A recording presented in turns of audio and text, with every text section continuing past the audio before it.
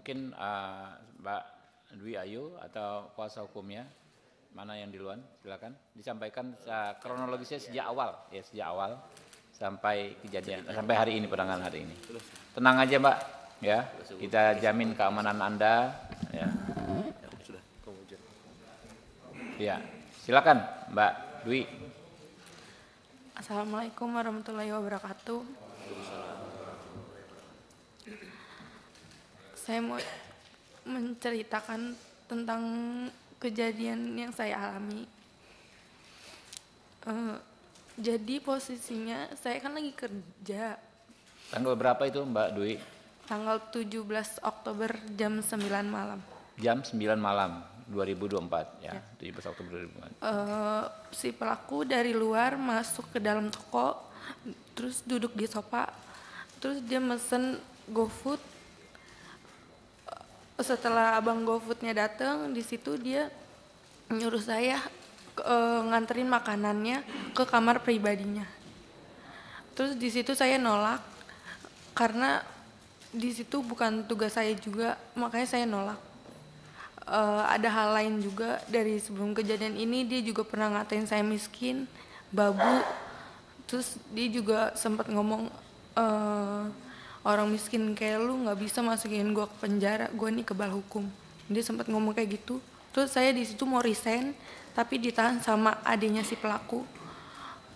Akhirnya saya dan karyawan yang lain minta untuk bikin perjanjian kalau saya nggak mau nganterin makanan si pelaku lagi.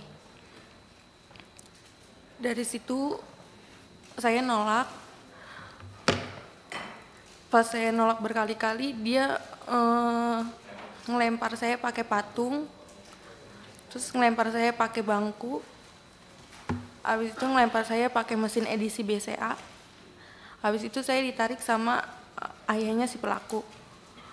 Terus karena HP sama tas saya masih di dalam, akhirnya saya balik lagi ke dalam, tapi saya malah dilempari lagi pakai kursi. Akhirnya saya kabur ke belakang ke tempat banyak oven. Di situ saya nggak bisa kemana-mana. Akhirnya saya dilempari lagi pakai barang-barang. Terus yang endingnya di situ saya dilempar pakai loyang kue sampai kepala saya berdarah. Jadi berkali-kali itu Mbak ya? Iya. Dari jam 9 itu ya? Iya. Pertama setelah dia minta Mbak Dwi mengantarkan makanan nggak mau, dia sudah melempar. Ya, waktu mau pulang dilempar lagi sampai kena. Itu kena semua itu ya? Kena semua ke badan saya semua. Ke badan. Oh, nggak ada yang nolong waktu itu? Nggak ada. Nggak ada. Teman-teman yang lain nggak ada ya di situ ya? Nggak ada, saya di situ cuma berdua sama teman saya satu. Oke. Terus sampai akhirnya waktu mau ngambil handphone itu dilempar, Mbak Dwi tersudut ya? Iya. Kena kepala itu ya? Kena kepala. Itu yang ada bocor di foto itu ya? Iya. Di situ ya. Nah, lantas apa yang terjadi, Mbak? Terus di situ pas udah berdarah, tapi saya nggak tahu kalau di situ udah berdarah, tapi saya udah megangin kepala saya begini. Terus dia mungkin dia udah ngeliat duluan darah, terus dia kabur ke belakang, baru saya bisa kabur keluar toko. Yang dia ngomong apa? Saya kebal hukum itu sebelum melakukan apa setelah melakukan? Itu dia kejadian sebelum ini. Jadi ada kejadian lain sebelum kejadian itu? Iya ada. Tanggal berapa kejadian yang lainnya, Bu? Bulan September. Oh, jadi sering dia melakukan hal seperti itu. Selain kepada Mbak Dwi, ada kepada yang lain juga? Kenapa? Selain kepada Mbak Dwi, ke karyawan lain ada dilakukan juga? Kalau ke karyawan yang lain mungkin dari mulut aja. Omongan, verbal. Iya. Oke, tapi yang Mbak Dwi bulan September sudah pernah dilempar juga? Iya, tapi di situ dia lempar saya pakai tempat solasi, itu kena kaki saya. Kena kaki? Oke. Kalau terus dia juga lempar saya pakai meja, tapi nggak kena. Nggak kena. Nah, makanya dia ngomong karena merujuk ke kejadian sebelumnya bahwa dia kebal hukum. Iya. Oke. Sampai setelah berdarah, Mbak dibawa ke rumah sakit gitu? Ke klinik. Ke klinik penggilingan situ? Iya. Oke, lanjut. Abis kejadian itu langsung lapor ke Polsek Cakung. Ke Polsek Cakung. Rawamangun dulu. Rawamangun. Iya, tapi di situ emang nggak bisa nanganin karena. Oke, kejadiannya di Cakung. Akhirnya dirujuk ke Cakung. Yang di Cakung juga nggak bisa nanganin juga. Kenapa yang Rawamangun menolak? Apa alasannya waktu itu? Mungkin TKP-nya. TKP, oke. akhirnya saya disuruh ke Polres Jatinegara, Jakarta Timur. Oh, ke Polres Jakarta Timur di Jatinegara. Itu hari itu juga, hari yang Hari sama. itu juga, Jadi hari itu Mbak bolak-balik ke 3 kantor polisi. iya. Diantar siapa? Teman-teman sama keluarga. Oke, 17 Oktober Mbak bolak-balik 3 kantor polisi, akhirnya diterima di Polres Jakarta Timur di Jatinegara itu ya? Iya. Oke, lanjut. Paginya langsung visum, terus Visum.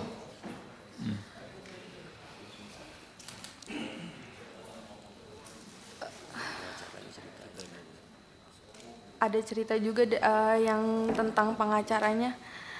Saya sempat dikirimin pengacara dari pihak pelaku.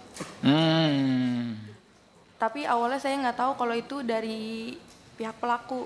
Dia ngakunya dari LBH, utusan dari Polda. LBH utusan dari Polda. Iya, dia ngakunya. LBH apa? Disebutin aja mungkin. Kurang tahu. Dia ngomong itu aja. Oke, ngakui dari LBH ya, tapi Mbak belakangan tahu itu dari pelaku. Gitu.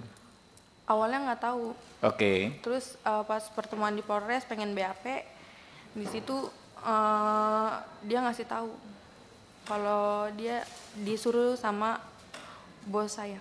Siapa namanya? Apsya. Nama pengacaranya. Nama pengacaranya? Enggak. Pengacaranya siapa namanya? Bosnya siapa namanya? Pengacaranya saya nggak tahu namanya. Iya, nama Bosnya, bos Anda siapa? Linda. Oh, Bu Linda ya. Nah, makanya namanya itu Linda apa ya? Linda. Oke, lanjut. Terus akhirnya mama saya ganti pengacara. Di situ pengacara yang keduanya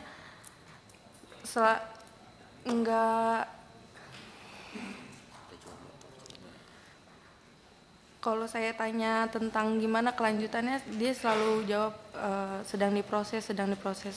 Ke si pengacara itu, yang dikirim si itu? Atau pengacara Yang lain kedua, berikutnya? yang Pengacara kedua? Iya, Sama juga dari Polda juga ngakunya, bukan? bukan. Oke. Di situ dia setiap ada info selalu ke rumah dan minta duit. Mama saya sampai jual motor. Jual motor? Iya. Motor satu-satunya. Ya Allah. Oke, lanjut.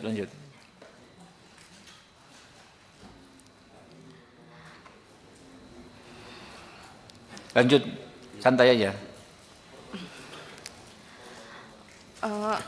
Abis jual motor itu saya tanya-tanyain, itu udah nggak ada nggak bisa dihubungin lagi. Pengacaranya hilang, Iya. ghosting lah. Akhirnya saya dihubungi oleh Pak Jainuddin. Oke, dari tim ini ya, timnya Pak John ya. Iya. Oke. Saya juga dikasih bantuan oleh Bang John kerja di perusahaan High Five. Sama saya juga kuliahkan di universitas terbaik di Jakarta. Sampai lulus.